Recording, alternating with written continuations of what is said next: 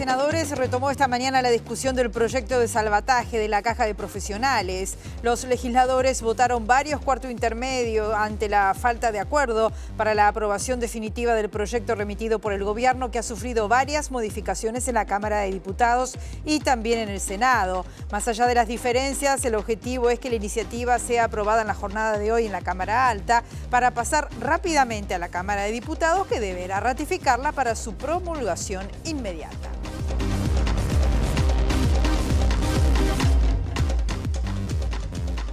¿Qué tal? ¿Cómo están? Bienvenidas, bienvenidos a MBD Noticias. Comenzamos con información con 9 grados a esta hora aquí en Montevideo, en la capital, en una jornada que, como ya ha anunciado Inumet, va a seguir con una irrupción de esta masa de aire de origen polar, que se espera que las temperaturas mínimas extremas sigan entre 4 grados bajo cero y 1 grado bajo cero, mientras las temperaturas máximas van a estar entre 10 y 13 grados.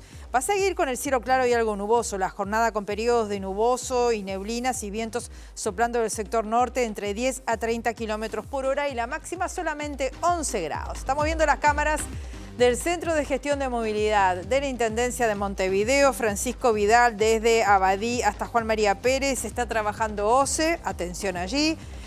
También en Rocha, desde Amézaga hasta Martín García, hay obras de saneamiento. O Antonio Machado, desde Enrique García Peña hasta Guarino Fischer, hay saneamiento también. Algunos de los puntos de la capital que presentan dificultades a esta hora.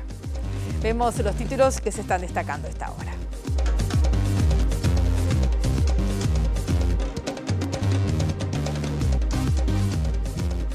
Profesionales universitarios autodenominados cincuentones se manifestaron esta mañana ante el Parlamento porque consideran que este proyecto de reforma de la Caja de Profesionales los perjudica especialmente debido a la convergencia acelerada de los sistemas previsionales.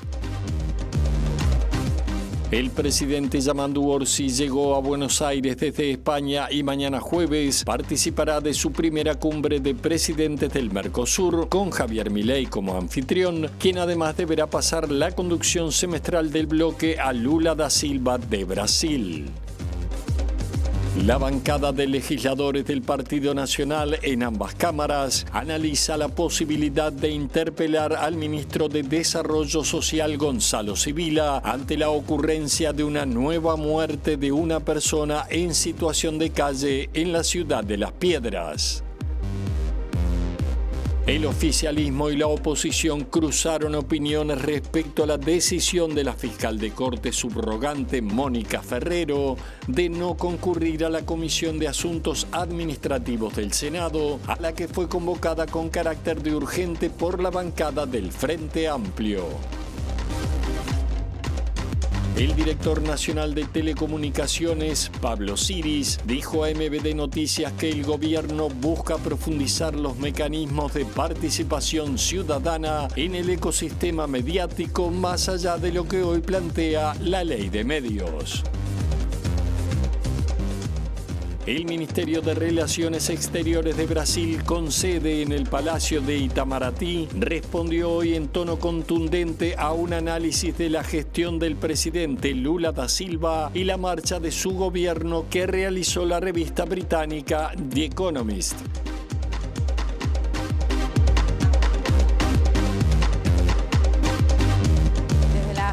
Mañana y con 3 cuartos intermedios se está desarrollando el plenario en el Parlamento. Estamos hablando del plenario de la Cámara de Senadores, que está tratando el proyecto de ley de salvataje de la Caja de Profesionales Universitarios. Hasta última hora de este martes se produjo una negociación entre los senadores y los diputados del Partido Nacional, el Partido Colorado y el Partido Independiente por la reforma de la Caja de Jubilaciones y Pensiones de Profesionales Universitarios. Tras las reuniones, la oposición mantiene diferencias con lo que propone el Frente Amplio, pese a que la nueva propuesta que el gobierno presentó en las últimas horas reduce las cargas previstas originalmente para activos y pasivos. Este último planteo oficialista establece un escenario de 3 franjas: jubilados que ganan hasta 39.456 pesos y que no pagarían ningún impuesto adicional, mientras que los pasivos que cobran entre 39.456 pesos y 65.000 760 pesos pagarían un gravamen del 2% y aquellos que superen los 65.760 pesos contribuirían con 6,5%. Además, existe una diferencia en la progresividad de los aportes de los activos y la inclusión de los usuarios que están en la década de los 50. La votación de la reforma de la Cámara de Senadores ya se postergó 2 veces, donde el oficialismo tiene mayoría, pero el proyecto tiene que volver necesariamente a diputados para su ratificación. De todo esto vamos a hablar con Abril Mederos, nuestra periodista que está allí en el Parlamento, ha estado cubriendo este tema desde temprano. ¿Cómo estás, Abril? Bienvenida, buen mediodía. Gracias, Rosina. Buen mediodía para ti también. Exactamente, bueno, como lo decías tú, hasta anoche no había habido acuerdo entre el oficialismo y la oposición por este proyecto de la Caja de Profesionales, pero finalmente esta mañana todo parece indicar que se habría llegado a un punto de acuerdo, que es el que ahora se está discutiendo en el plenario, bastante parecido a lo que se comentaba allí en piso con respecto a una disminución de lo que son los aportes de los activos y de los pasivos y un mayor aporte de las rentas generales. Estos números se vieron levemente modificados para finalmente llegar sí a este acuerdo. Estamos hablando de que rentas generales cubriría en un 51% el déficit de la caja, lo que supone, por ejemplo, para 2025 un aporte de 82 millones de dólares. De esos 82, 19 millones vendrían del costo de los timbres profesionales. Este sería el texto en el que habría acuerdo entre oficialismo y oposición. Está previsto que termine de votarse este proyecto con estas modificaciones mencionadas en aproximadamente 1 hora y pasaría esta misma tarde a la Cámara de Diputados, que debería recibir también con buenos ojos estas modificaciones y de esta manera quedar aprobado este proyecto de Caja de Profesionales. Vamos a tener en unos minutos la palabra del senador del Frente Amplio, Daniel Cayani, que es uno de los referentes que habla por el oficialismo sobre esta iniciativa, así que estaremos compartiéndola con él más adelante.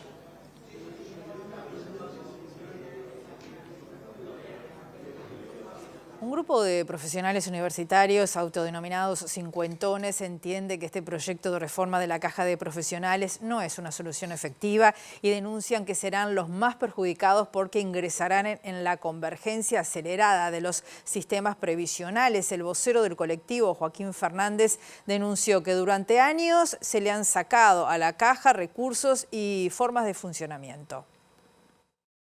El grupo de los cincuentones somos los más afectados, como llamamos nosotros, lo más injusto dentro de lo injusto.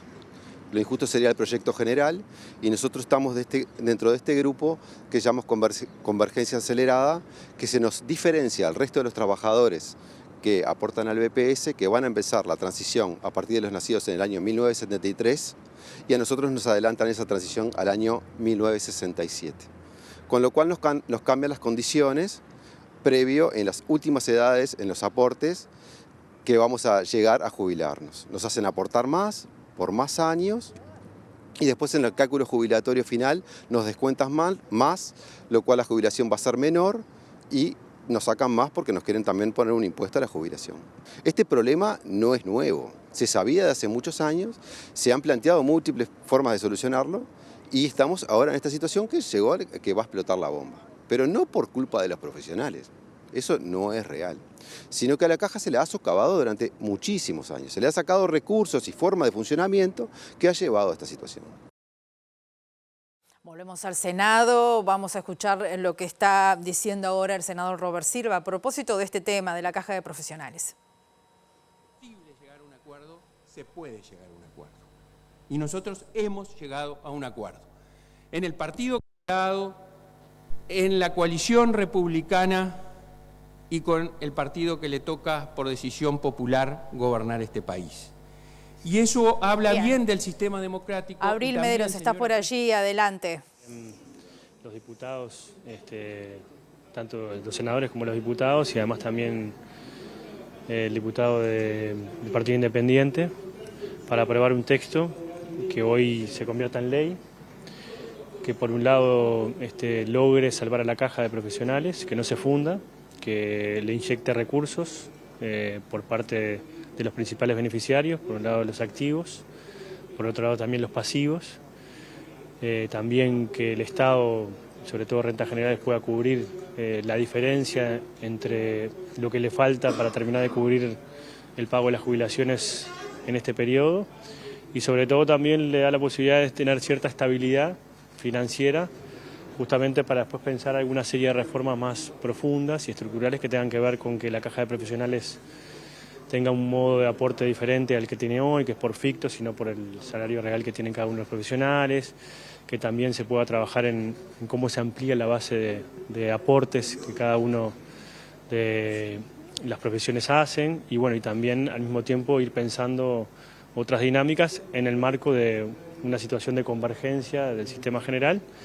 Pero creo que es muy importante porque en realidad, por un lado, hay un acuerdo, un punto medio entre los diferentes partidos políticos en el proyecto del Frente Amplio o del gobierno original, entre los aportes que le hicieron los senadores y diputados del Partido Colorado y del Partido Nacional. Y bueno, en función de ese entendimiento, todos fuimos desprendiéndonos de algunas también ideas, todos dejamos de lado por algunos temas y bueno, llegamos a por lo menos a tener hoy un texto legal que seguramente va a ser ley en la Cámara de Diputados. Creo que eso también es importante porque nos hemos pasado hablando de la necesidad de acordar cosas, los partidos políticos. Hoy tuvimos una prueba de fuego y bueno, en cierto sentido eso creo que es un avance. ¿Se puede detallar las modificaciones? Se hablaba de que en pasivos hay 3 franjas diferentes de aportes, en los activos un tope de 22,5% hasta el 2028 con una facultad del Poder Ejecutivo. ¿Dónde están esos detalles y sobre todo los acuerdos que se generan? Bueno, básicamente es eso, es decir, hay un aporte progresivo de los activos del 18,5 a llegar al 22,5 en un tiempo prudencial. También hay un establecimiento de una contribución de los pasivos en 3 franjas, por un lado un monto no imponible hasta la categoría de 6 BPC, después de 6 BPC a 10 BPC se va a pagar va a tener un aporte del 2% y después una tasa plana del 5%. Nosotros habíamos propuesto en el proyecto original y también el proyecto del 2023 proponía otras franjas para establecer también otro tipo de contribuciones según el grado de aporte y sobre todo de ingreso que tengan cada uno de los jubilados. Eso no se pudo lograr. Y bueno, y después al mismo tiempo también hay un régimen de convergencia diferente al que establecía el proyecto. El proyecto original estableció un régimen de convergencia del 67, a partir del año 67. Nosotros habíamos propuesto también que sea a partir del 69, después la oposición planteó otra fecha y bueno, llegamos a un punto medio en el 70. Y bueno, eso también nos permite, por un lado, que un conjunto de trabajadores que iban a quedar incluidos en la convergencia con tiempo anterior, hoy tengan otro plazo y bueno, y al mismo tiempo ir teniendo recursos. Esto es un aporte importante que van a ser los beneficiarios de la caja para que la caja siga funcionando. Los trabajadores y trabajadoras de nuestro país, o sea, los uruguayos y uruguayas que también vamos a hacer un aporte importante para que también la caja siga funcionando y bueno, y sobre todo además la caja pueda seguir pagando las jubilaciones y pensiones que ya nos adelantó las autoridades de que a partir del mes que viene no tenía dinero justamente para poder pagar las jubilaciones y no había un cambio y sobre todo una aprobación de proyecto. Así que si bien no es un proyecto que nadie quisiera haber aprobado, porque en realidad nos hubiera gustado tener otro margen y otro trabajo, me parece que es un avance y nos permite sobre todo pensar en cuestiones más de largo plazo. Yanni, ¿cuánto alivia realmente a los activos y a los pasivos que aportan esta disminución de aportes y cuánto sobrecarga a rentas generales? Bueno, alivian a todos porque en realidad los que están aportando saben que cuando se vayan a jubilar va a haber una caja de profesionales que va a estar funcionando y no va a estar quebrada. Alivia a los jubilados porque los jubilados van a poder percibir sus jubilaciones sin ningún tipo de problemática.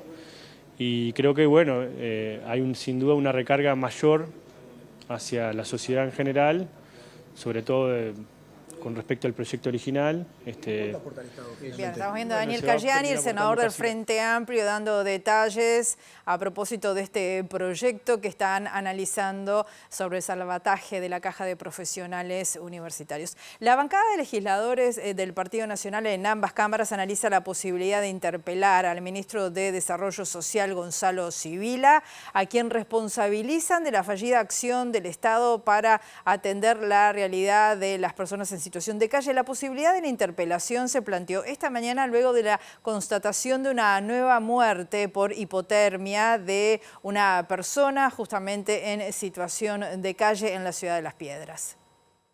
Que hasta ahora viene siendo el gobierno con mayor fatalidades de personas en situación de calle. Si se confirma que esta séptima fallecido en Las Piedras, luego de la autopsia, efectivamente falleció por la condición de estar en calle, lógicamente que eso atraerá aparejado el análisis de una posible interpelación. Ya hace 2 semanas atrás aproximadamente, los equipos del MIDES y los equipos del Ministerio Interior y la coordinación entre las diferentes instituciones públicas no estaba funcionando, al punto tal que la propia Presidencia de la República tuvo que intervenir al Ministerio de Desarrollo Social para que las cosas empezaran a funcionar. Bueno, parecería ser que eso tampoco ha funcionado.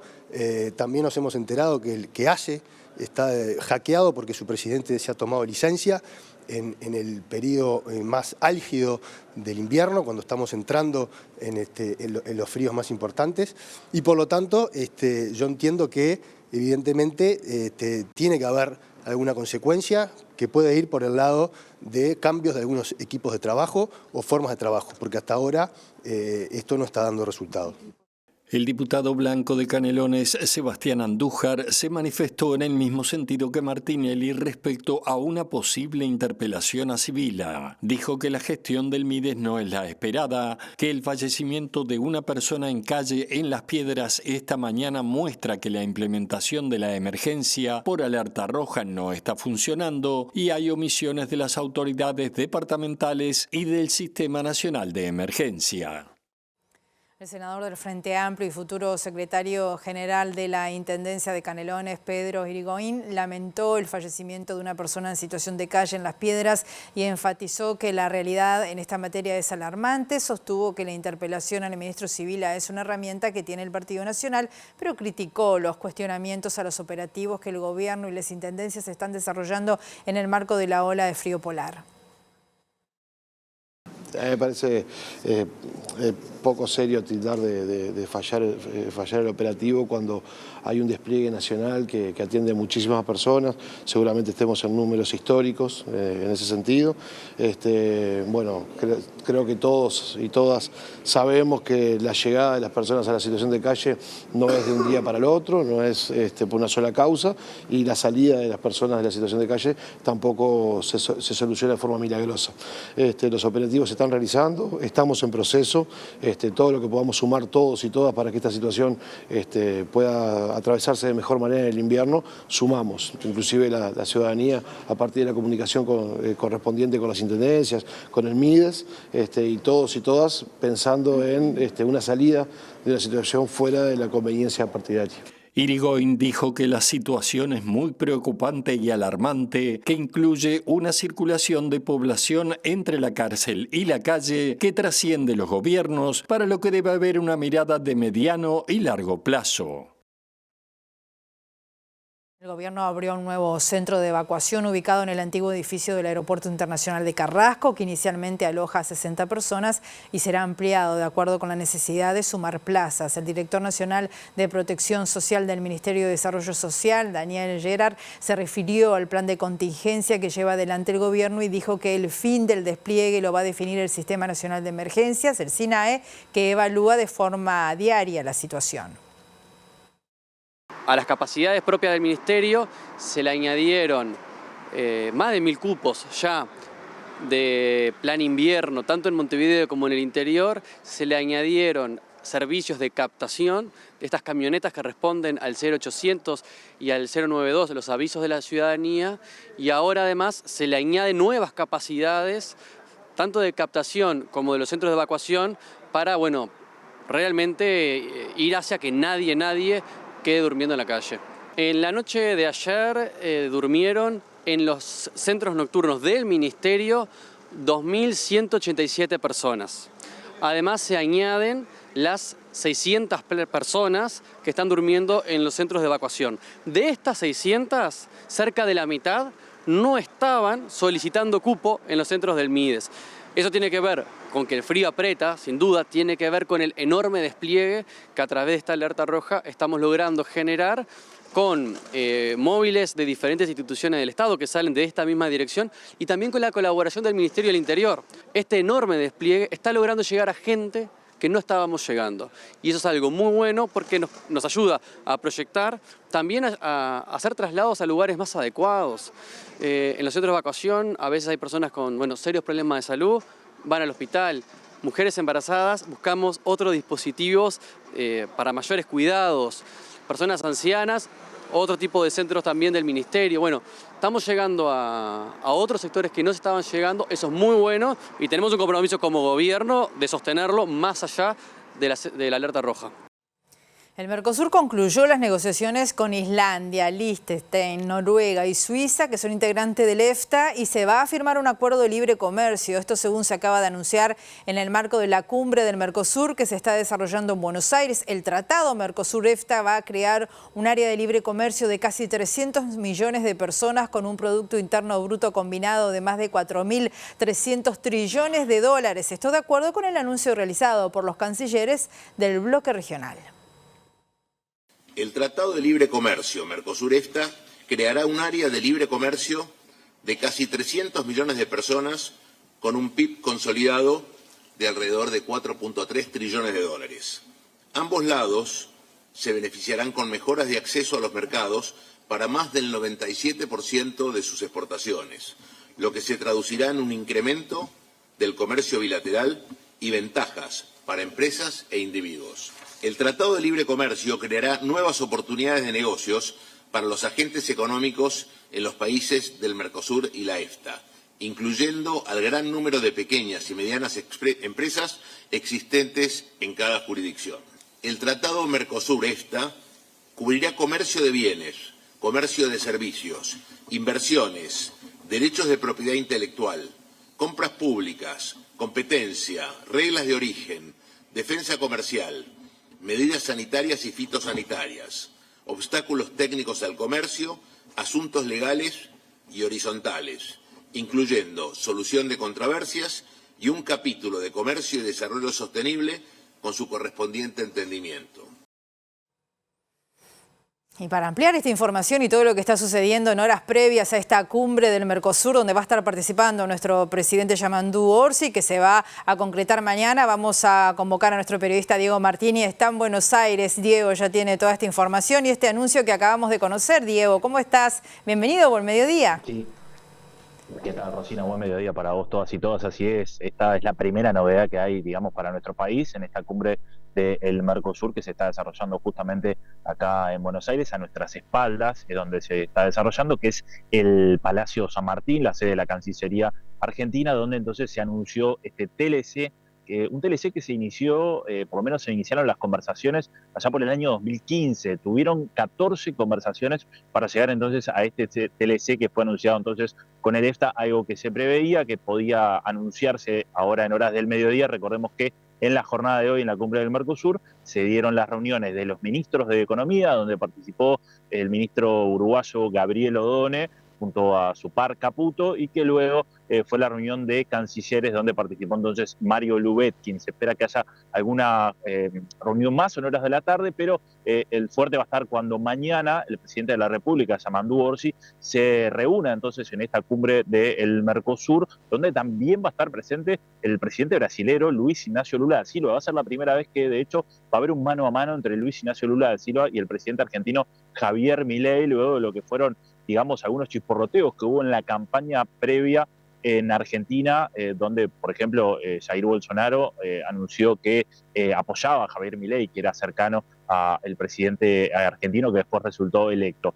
En esta tarde, cuando llegue Orsi, se espera que el presidente sea condecorado en la Embajada Uruguaya con un premio honoris causa de la Universidad de Buenos Aires, donde también va a estar participando el canciller Mario Lubetkin y también el ministro de Economía y Finanzas, Gabriel Odone. Luego se va a estar desarrollando a la noche la tradicional cena del Mercosur, de la cumbre, que se va a estar desarrollando acá en el Palacio San Martín, y la actividad comenzará en la jornada entonces de mañana, en horas de la mañana, cuando el presidente de la República esté participando en esta cumbre.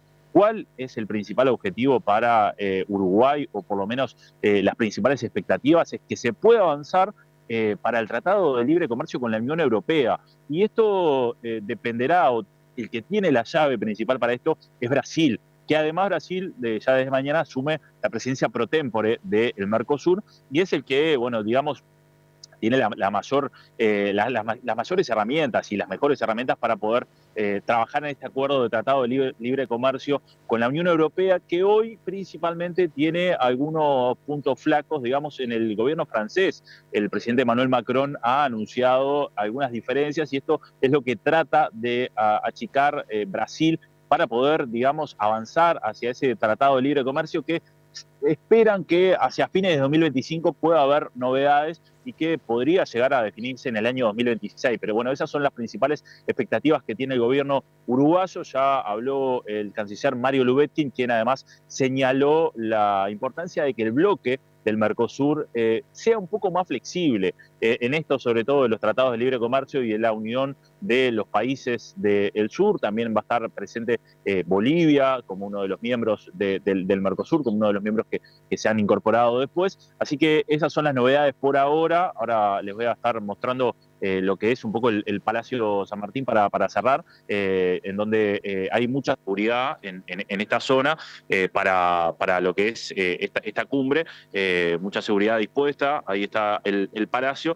para entonces este evento donde se va a desarrollar acá, y el presidente Orsi va a estar en la jornada de mañana. Y un dato más es que el presidente mañana se va a ir rápidamente porque espera poder asistir al aeropuerto de Carrasco, donde va a estar llegando el contingente de soldados del Congo que logró, digamos, la aprobación para poder salir, y que va a estar llegando tras varios días ese contingente a nuestro país. Así que esa va a ser la agenda del presidente, que luego ya parte directamente a Río de Janeiro para los BRICS, en una jornada muy importante también para Uruguay, donde se buscará alguna cercanía con esos miembros de ese bloque, digamos, mundial económico, con algunas de las principales economías del mundo que podrían también tener alguna semejanza más ideológica cercana a lo que es Uruguay, sobre todo por la presencia de Brasil. Muchas gracias, Diego. Vamos a convocarte nuevamente en nuestra edición central a partir de las 18:30 horas. Entre tanto, continuamos con noticias del ámbito político y judicial también, porque la fiscal de Corte subrogante Mónica Ferrero se negó a concurrir a la Comisión de Asuntos Administrativos del Senado, convocada por el Frente Amplio, para explicar por qué dispuso el traslado de fiscales que tenían causas sensibles, según informó el semanario Búsqueda. Ferrero respondió en una carta que le sorprendieron los términos de la citación. La solicitud de comparecencia fue realizada por senadores del Frente Amplio el pasado 9 de junio en el marco de algunos traslados de fiscales. La solicitud fue para que explicara personalmente por qué dispuso de manera poco clara y confusa el traslado de ciertos fiscales que tenían a su cargo causas sensibles, según detalla la solicitud. El pedido había sido solicitado de forma urgente debido al manejo extraño. En dicha solicitud, los senadores del Frente Amplio enumeraron traslados que generaron dudas, como el de la fiscal Sabrina Flores, quien tenía a su cargo el caso de Alejandro Astesiano, el de Estela Alciaturi, quien solicitó formalizar al intendente electo de Soriano, Guillermo Besosi, y el caso de Sandra Fleitas, quien asumió en una fiscalía de delitos económicos y quedó al frente del caso de Charles Carrera. La respuesta de Ferrero llegó a través de una carta a la que accedió el semanario Búsqueda. Allí detalló que los términos utilizados en la petición de citación con carácter urgente han sorprendido a la suscrita, ya que no es común, al menos no recuerdo, que un fiscal de corte, en ejercicio de la dirección del servicio descentralizado, haya sido intimado a responder cuestionarios o interpelaciones de forma presencial, urgente y sin presencia del órgano tutelante. En una carta de 64 páginas, Ferrero explicó la normativa vigente sobre los temas que le consultaron y presentó un informe del Departamento Jurídico de Fiscalía. Por otra parte, manifestó que todas las fiscalías de Montevideo tienen la misma jerarquía funcional. Agregó que el caso de Charles Carrera es reservado y no aportó detalles. Por último, explicó que su no comparecencia presencial responde a que las tareas son importantes, necesarias y complejas que requieren el cargo que eventualmente ocupa, se han visto acrecentadas y urgidas en estos días por decisiones respecto de funcionarios esenciales de la institución que han sido trasladados. Y el oficialismo y la oposición cruzaron opiniones respecto a esta decisión de la fiscal de Corte subrogante, Mónica Ferrero, de no concurrir a la Comisión de Asuntos Administrativos del Senado, la que fue convocada con carácter de urgente por la bancada del Frente Amplio. El senador Eduardo Antonini, del Frente Amplio, dijo que no es una buena señal que la fiscal no concurra al Parlamento, mientras que el senador Andrés Ojeda, del Partido Colorado, sostuvo que la fiscal Ferrero demostró valentía al no concurrir y desactivó una interpelación encubierta. No es una buena señal que un fiscal no concurra al Parlamento para conversar y dar explicaciones. Digo esto porque me parece extraño, no sé si hay antecedentes de esto, de que no se presente. Jorge Díaz, cuando era fiscal, vino muchas veces a explicar justamente las cosas que pedimos, traslados y ese tipo de trámites administrativos. Pero además la propia fiscal Ferrero hace un mes y algo estuvo justamente en la comisión, en el Parlamento, hablando sobre otros traslados, o sea, la forma en la que se hacían traslados. Así que, nada, no nos parece buena señal que no se presente en este momento. La verdad, francamente, creo que fue un acto de valentía ponerle un límite a una citación que era más interpelatoria que otra cosa.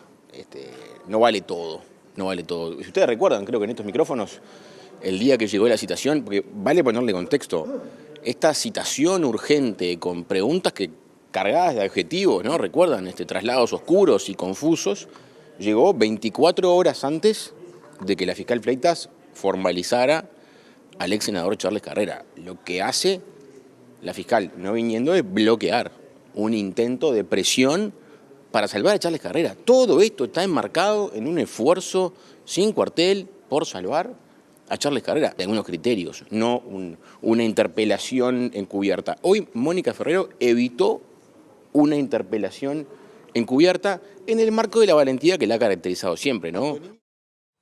Vamos a la Intendencia de Montevideo. Allí está nuestro periodista Eduardo Delgado. ¿Cómo estás, Eduardo? Bienvenido, buen mediodía. Buen mediodía, un gusto saludarte, Rosina. Estamos aquí porque una de las novedades de la nueva administración de la Intendencia de Montevideo, que asume el próximo 10 de julio, será la creación de la División de Derechos Humanos, una novedad en la institucionalidad de la comuna de Montevideo. Y para conocer más justamente sobre esta división, estoy con quien será la primera directora de Derechos Humanos de la Intendencia de Montevideo, con Antonella Torelli, a quien le agradezco estos minutos. Bueno, primero te consulto justamente sobre la misión y objetivos de esta nueva división de la Intendencia. Bueno, capaz de comentarte, en realidad la nueva División de Derechos Humanos va a tener, bajo su estructura de alguna manera, 5 secretarías que ya están funcionando dentro de la Intendencia de Montevideo. Antiguamente en políticas sociales, hasta este entonces en políticas sociales, ahora van a pasar a la órbita de la nueva División de Derechos Humanos. Esas secretarías son la de diversidad, la de discapacidad, la de migrantes y étnico-racial, la de adultos mayores y la de infancia, adolescencias y juventudes. Es decir, de alguna manera, el objetivo de la división, que obviamente da cumplimiento a los objetivos del Departamento de Desarrollo Social, de la Intendencia, donde la división va a estar incorporada, tiene que ver con dar cumplimiento y desarrollar los derechos humanos desde una perspectiva social, ¿no? Ahí para nosotros y nosotras es crucial el diálogo permanente con las organizaciones, con el colectivo popular, con los colectivos organizados, que además en estas secretarías, en estas temáticas que va a estar trabajando la división, tenemos colectivos muy fuertes que vienen laburando hace un montón de años. Entonces ahí la articulación y el diálogo constante es fundamental para de alguna manera también dar respuesta a las necesidades, a las demandas que la ciudadanía plantee vinculados a estos temas que sabemos que son temas muy complejos y donde todavía aún tenemos una respuesta que evidentemente sigue siendo ineficaz, ineficiente, y que tenemos una cantidad de población dentro del departamento de Montevideo que sigue con una cantidad de derechos vulnerados y que obviamente eso es una responsabilidad del Estado. Entonces también surge esta nueva división con las ganas de poder colaborar a subsanar estas desigualdades que obviamente hasta el día de hoy persisten. Mantuviste un encuentro con la directora, con tu contraparte en el Poder Ejecutivo, la directora de Derechos Humanos, Colette Spinelli, y con la directora del pasado reciente, Alejandra Casablanca. ¿También una línea de trabajo será articular acciones y políticas públicas con el Gobierno Nacional? Sí, por supuesto, tuvimos esa reunión la semana pasada, tendremos alguna reunión coordinada ya para la semana que viene con el MIDES también, fundamentalmente con la Dirección de Desarrollo Social y con la Dirección de Protección Social del MIDES, porque obviamente hay temas que merecen ser articulados y también cogestionados de alguna manera. Como tú bien dijiste, tuve una reunión con Colette y con Alejandra Casablanca. Ahí hay un tema que sí es a desarrollar en esta nueva división, que es todo lo vinculado a la memoria y al pasado reciente. Por eso también la reunión con Casablanca fue crucial, porque de alguna manera eso sí va a estar desarrollándose, no de cero, pero bueno, en una nueva división que no hay antecedentes. La única intendencia en el Uruguay que tiene una división de derechos humanos es Canelones. También tuvimos reuniones con Carlos Garola, que es el actual director de derechos humanos y que ya viene de algunos periodos en Canelones, porque obviamente también además va a haber que tener alguna articulación interdepartamental en estos temas. ¿Y qué significa para vos en lo personal, bueno, el asumir este desafío de, justamente decimos, una división que recién comienza en la Intendencia, pero con 5 secretarías tan relevantes a cargo? Bueno, sí, a veces decimos, es el mundo y sus alrededores, ¿no? Es un gran desafío y es una gran responsabilidad, sobre todo, por esto que te decía fundamentalmente, porque soy muy consciente de que muchas veces pensamos los derechos humanos como algo vinculado al pasado y no como algo que tiene una lógica absolutamente activa, ¿no? Entonces, entiendo que esto es tener, bueno, también la responsabilidad de poder colaborar, ojalá erradicar una cantidad de desigualdades que seguimos teniendo al día de hoy y que es nuestra responsabilidad como Estado y hoy como gobierno departamental electo poder de alguna manera darle respuesta a la población. Así que personalmente, yo vengo trabajando en la órbita de los derechos humanos y militando en diferentes organizaciones hace algunos años, así que bueno, poder ahora estar tomando algunas decisiones desde el gobierno departamental es una enorme responsabilidad, además de un desafío. Muchas gracias por estos minutos, muy amable. Por favor, gracias a ustedes. Rosina, como decíamos, Antonella Torelli será la primera directora de la División de Derechos Humanos de la Intendencia de Montevideo, asume el próximo jueves 10 de julio aquí en la Intendencia justamente. Muy bien, gracias Eduardo. Hacemos la pausa, volvemos enseguida. Seguimos en MBD Noticias con 9 grados a esta hora aquí en la capital. Les contamos entre tanto que el director nacional de Telecomunicaciones, Pablo Siris, dijo a MBD Noticias que el gobierno busca profundizar los mecanismos de participación ciudadana en el ecosistema mediático, más allá de lo que hoy plantea la ley de medios, y si bien aún no está resuelto cómo se va a concretar la iniciativa, el objetivo es ir escuchando las voces de la sociedad civil y la academia. Según Siris, existe un rol de la comunicación social que es lo preponderante y los derechos de las personas no pueden estar subsumidos por las libertades de las empresas, y este es uno de los caminos que se abre con la nueva reglamentación de la ley 20.383 de los servicios de comunicación audiovisual, que sustituye el decreto reglamentario elaborado por la Administración Lacalle. Se establecen mecanismos de transparencia vinculados a la titularidad de los licenciatarios de servicios de comunicación audiovisual. En el decreto anterior se preveía que alcanzaba con presentar el acta constitutiva de una empresa para identificar a sus titulares. El articulado reglamenta las sanciones previstas en la ley y obliga a comunicar a la Administración las transferencias de servicios de comunicación audiovisual. Otra de las novedades es que se amplía la participación ciudadana. Establece un mecanismo que le permite a la Administración convocar a consultas públicas cuando se va a hacer una transferencia o cuando se va a solicitar, se va a hacer un llamado para la instalación de un servicio de comunicación audiovisual. Ese es un mecanismo que nosotros entendemos que es muy importante. Buscaremos profundizar los mecanismos de participación de acuerdo a lo que la ley nos permite. ¿Y por dónde irían esos mecanismos de profundizar la participación? Estamos estudiándolos, porque una de las cosas que nosotros entendemos es que la relación con las organizaciones de la sociedad civil, de la academia, con las personas preocupadas por los derechos de las infancias y adolescencias, con las personas que protegen a las organizaciones que protegen a las personas con discapacidad, etcétera, son voces que son necesarias que la Administración tenga presente. Una delegación de la Federación Nacional de Profesores de Secundaria, FENAPES, asistió a la Comisión de Educación de Diputados en la que plantearon lo que consideran fue una violación a la libertad sindical en el anterior gobierno, según marcan sentencias de 3 jueces que condenaron a resarcir a docentes sancionados. Desde FENAPES señalan si no se debiera ir contra el patrimonio de las autoridades de la educación del momento y de algunos legisladores responsables de este accionar ilegítimo. Recordarán todos que el 1 de marzo del 2021 el año lectivo se iniciaba con un paro general de 24 horas de parte de la FENAPES ante lo que era la imposición de 15 sumarios a compañeras y compañeros del Liceo de San José, que hoy algunos de esos compañeros que no fueron sancionados, que no están dentro del grupo de los 6 sancionados que estamos tratando de destrabar la situación en el Ministerio de Trabajo y Seguridad Social, han iniciado juicio a nivel de la justicia civil por daños y perjuicios y hoy nos encontramos con dictámenes, con sentencias de 3 jueces que hablan de un accionar arbitrario, ilegal, contrario a derechos de parte de las autoridades de educación secundaria, donde se violentó principios sagrados del derecho como es el derecho a la certeza jurídica, donde se violó derechos humanos fundamentales como el derecho a la libertad de expresión, a la libertad sindical, donde se cometió o se sometió, mejor dicho, al escarnio público a un conjunto de docentes de intachable trayectoria educativa dentro de su comunidad, incluso todo eso con el aval de algunos parlamentarios que no solamente avalaron, sino que amplificaron esa campaña de discriminación en contra de los docentes. Por lo tanto, nos parece importante que en el marco de un sistema democrático el Parlamento esté informado de estos hechos, porque reiteramos, son 3 jueces distintos que están entendiendo en estas demandas, que están condenando a la ANEP a resarcir económicamente a estos docentes, y la pregunta que nos cabe es si cuando hay un accionar ilegal, ilegítimo del Estado y los funcionarios que lo cometieron son responsables, si no habría que ir contra su patrimonio y no contra el patrimonio del Estado.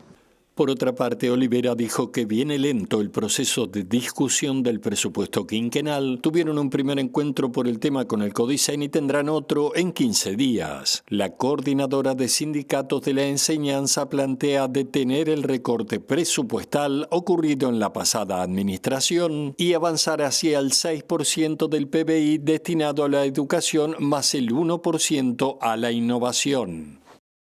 El diputado del Partido Colorado, Felipe Schipani, defendió el proceso de sumario y dijo que hubo 2 situaciones. Los docentes que se sacaron fotos dentro del liceo y por tanto fueron bien sancionados, dijo, y quienes hicieron proselitismo fuera de la institución. El legislador dijo que FENAPES se victimiza y las autoridades no pueden revertir las sanciones. Lo que determinó ese sumario es que los docentes que se habían fotografiado dentro del liceo fueron sancionados como corresponde porque habían violentado la laicidad, habían violentado la prohibición de hacer proselitismo, y los docentes que se habían fotografiado fuera del liceo no fueron sancionados. Esa es la realidad. Después hubo demandas por parte de los docentes no sancionados, los que se habían fotografiado fuera del liceo, y la justicia estableció de que ese sumario, esa retención de la mitad de los salarios les había causado un perjuicio. Y nosotros debemos asumir que esos docentes fotografiados fuera del liceo fueron mal sumariados. Pero eso no quiere decir de que haya habido una persecución sindical, porque aquí actuaron abogados, funcionarios de jurídica de secundaria, de jurídica de Codicen, que no son cargos políticos, que son funcionarios de carrera, que son los mismos que hoy están en la jurídica. Y en base a esos informes se hicieron los sumarios y se sancionaron los que se tenían que sancionar. Por tanto, no es cierto que aquí haya ninguna persecución y realmente nos alarma que las autoridades del Codicen pretendan revertir también las sanciones a quienes hicieron proselitismo dentro de la institución. Hacemos otra pausa y volvemos enseguida. Último bloque de MB de Noticias. Continuamos con la información, en este caso del ámbito internacional. El presidente de Estados Unidos, Donald Trump, anunció que Israel aceptaría un alto al fuego parcial en la Franja de Gaza a cambio de la liberación de rehenes, mientras que Hamás también se mostró de acuerdo, pero exige la retirada total de las tropas israelíes del enclave. Entre tanto, según Hamás, al menos 142 personas murieron en las últimas 24 horas en distintos ataques. Vamos a seguir avanzando en el ámbito internacional y les contamos que la Cancillería de Itamaraty en Brasil respondió hoy en un tono contundente a un análisis de la gestión del presidente Lula da Silva y la marcha de su gobierno que realizó la revista británica The Economist. La publicación cuestionó en duros términos el liderazgo Lula, afirmó que el mandatario es cada día más impopular y que está perdiendo peso a nivel internacional. El respeto a la autoridad moral de Lula es indiscutible, reza la carta enviada por Itamaraty a la publicación británica, luego que la revista cuestionara el liderazgo del mandatario tras asegurar que cada día es más impopular en Brasil y pierde peso a escala internacional. Ante esos cuestionamientos, el ministro de Exteriores, Mauro Vieira, aseguró que Lula no es popular entre quienes niegan el cambio climático, ni tampoco entre los que se embarcan en una nueva carrera armamentista, y dijo que el mandatario se encuentra entre los líderes que denuncian la irracionalidad de invertir en la destrucción en detrimento de la lucha contra el hambre y el calentamiento global. En el meollo del asunto está la crítica por las posiciones de Lula en recientes conflictos, como la agresión no provocada de Israel contra Irán, que desató una intensa escalada en la que también participó Estados Unidos, luego que el presidente brasileño condenara el ataque porque esas acciones constituían una flagrante transgresión de la Carta de la ONU y de las normas establecidas por el Organismo Internacional de Energía Atómica que buscan prevenir la contaminación radioactiva y los desastres ambientales a gran escala, recordó Vieira. Sin embargo, la publicación británica consideró que la postura de Lula sobre los ataques a Irán eran una muestra de que el mandatario actuaba en discrepancia con el resto de las democracias occidentales, asegurando que Lula intenta jugar un papel de mediador internacional que ha tenido hasta la fecha resultados exiguos. Una fuente diplomática consultada por el diario Folha de Sao Paulo consideró que la visión del gobierno brasileño es que las democracias occidentales no son infalibles, por lo que no es un error no plegarse a decisiones que contravienen frontalmente el derecho internacional. Nos vamos y volvemos en nuestra edición central a las 18:30 horas o mañana a las 8 la primera edición de MBD Noticias. Que pasen bien.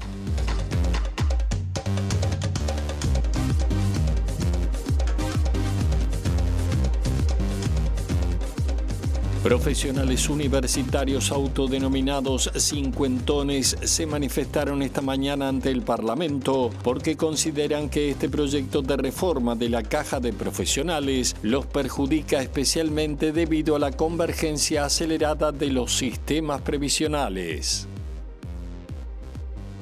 El presidente Yamandu Orsi llegó a Buenos Aires desde España y mañana jueves participará de su primera cumbre de presidentes del Mercosur con Javier Milei como anfitrión, quien además deberá pasar la conducción semestral del bloque a Lula da Silva de Brasil. La bancada de legisladores del Partido Nacional en ambas cámaras analiza la posibilidad de interpelar al ministro de Desarrollo Social Gonzalo Sibila ante la ocurrencia de una nueva muerte de una persona en situación de calle en la ciudad de Las Piedras. El oficialismo y la oposición cruzaron opiniones respecto a la decisión de la fiscal de corte subrogante Mónica Ferrero de no concurrir a la Comisión de Asuntos Administrativos del Senado, a la que fue convocada con carácter de urgente por la bancada del Frente Amplio. El director nacional de Telecomunicaciones, Pablo Siris, dijo a MBD Noticias que el gobierno busca profundizar los mecanismos de participación ciudadana en el ecosistema mediático más allá de lo que hoy plantea la ley de medios. El Ministerio de Relaciones Exteriores de Brasil, con sede en el Palacio de Itamaraty, respondió hoy en tono contundente a un análisis de la gestión del presidente Lula da Silva y la marcha de su gobierno que realizó la revista británica The Economist. La Cámara de Senadores retomó esta mañana la discusión del proyecto de salvataje de la Caja de Profesionales. Los legisladores votaron varios cuarto intermedio ante la falta de acuerdo para la aprobación definitiva del proyecto remitido por el gobierno, que ha sufrido varias modificaciones en la Cámara de Diputados y en el Senado. Más allá de las diferencias, el objetivo es que la iniciativa sea aprobada en la jornada de hoy en la Cámara Alta.